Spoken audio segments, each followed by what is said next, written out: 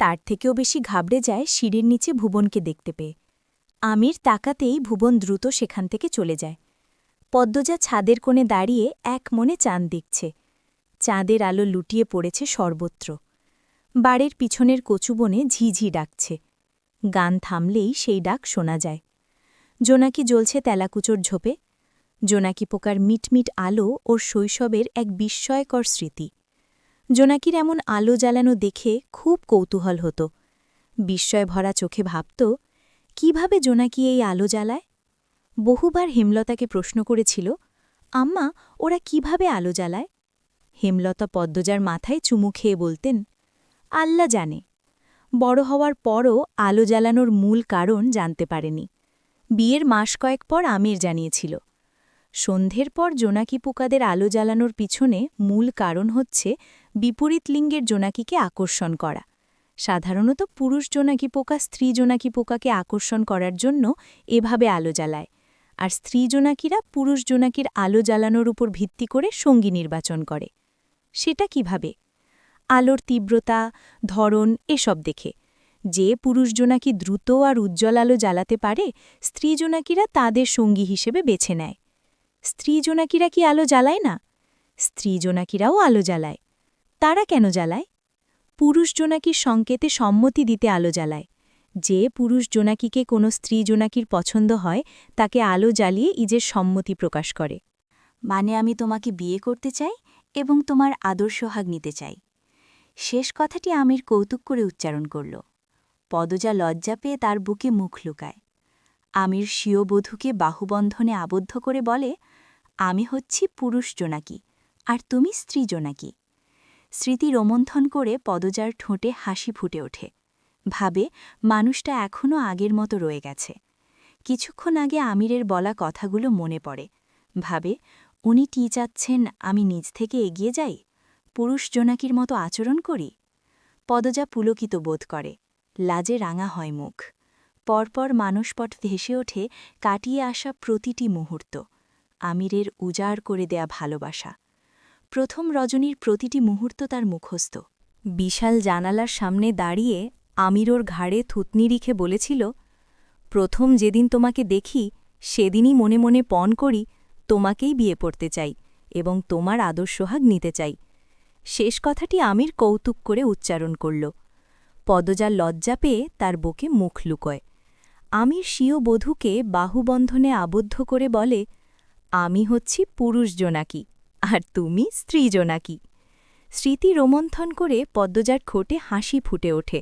ভাবে, মানুষটা এখনও আগের মতো রয়ে গেছে। কিছুক্ষণ আগে আমিরের বলা কথাগুলো মনে পড়ে। ভাবে, উনি কি চাচ্ছেন আমি নিজ থেকে এগিয়ে যাই, পুরুষ জোনাকির মতো আচরণ করি? পদ্মজা পুলকিত বোধ করে। লাজে রাঙা হয় মুখ। পরপর মানসপটে ভেসে ওঠে কাটিয়ে আসা প্রতিটি মুহূর্ত। আমিরের উজাড় করে দেওয়া ভালোবাসা। প্রথম রজনীর প্রতিটি মুহূর্ত তার মুখস্থ।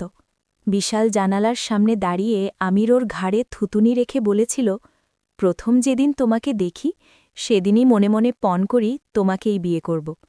তবে ভাবিনি প্রথম দিনই আমার কারণে এতটা অপদস্থ হতে হবে তোমায়। অনেক চেষ্টা করেছি সব আটকানোর, পারিনি।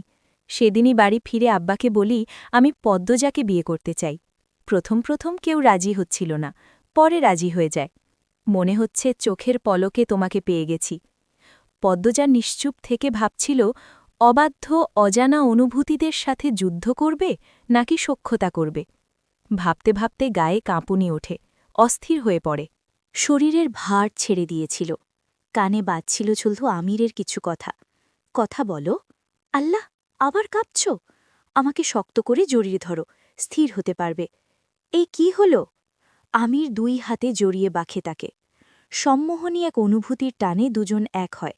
শুরু হয় পথ চলা। পদ্মজা হাসছে।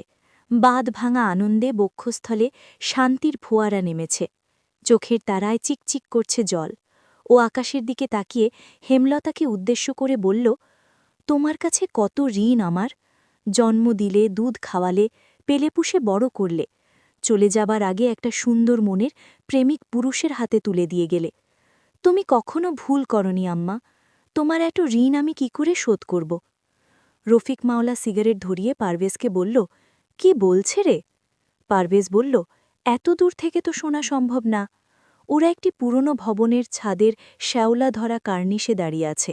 চারপাশে গিজ গিজ করছে মশা। হঠাৎ পারভেজ বলল, একটা প্রশ্ন করব ভাই? রফিক শকুনের দৃষ্টিতে পদ্মজাকে দেখছে, দৃষ্টি স্থির রেখেই বলল, বল। পারভেজ বলল, মানে যে দুজনকে পাঠিয়েছেন ওরা তো অনেক দুর্বল, নতুন, আমির হাওলাদারের হাতে পড়লে? রফিক আত্মবিশ্বাসের সঙ্গে বলল, ওরা আর ফিরবে না। শুধু না আমিররে একটু ঝামেলায় ফেললাম, স্তর দেখাইলাম, বলেই খ্যাক খ্যাক করে হাসতে লাগল। আমিরের মাথা ঝিমঝিম করছে। লাশ সরাবে ব্যাচি ভুবনকে ধরবে। এই কেমন বিদঘুটে মুহূর্তের মুখে পতিত হল সে। তালগোল পাকালে চলবে না, প্রথমে হাতের কাছের বিপদ সামাল দেয়াটাই উত্তম পদক্ষেপ হবে। আমির দ্রুত আলমারি থেকে পুরনো এক চাদর নিয়ে তাতে লাশটি পেঁচায়। তারপর লাথি দিয়ে লাশটিকে খাটের নিচে রেখে দৌড়ে রান্নাঘরে যায়। সেখান থেকে ঘর মোছার কাপড় নিয়ে সেটা ভিজিয়ে রুমের সামনের মেঝে মোছে। তার হাত কাঁপছে, বুক কাঁপছে, বারবার ছাদের সিঁড়ি দেখছে। মোছা শেষ করে তুরন্ত পায়।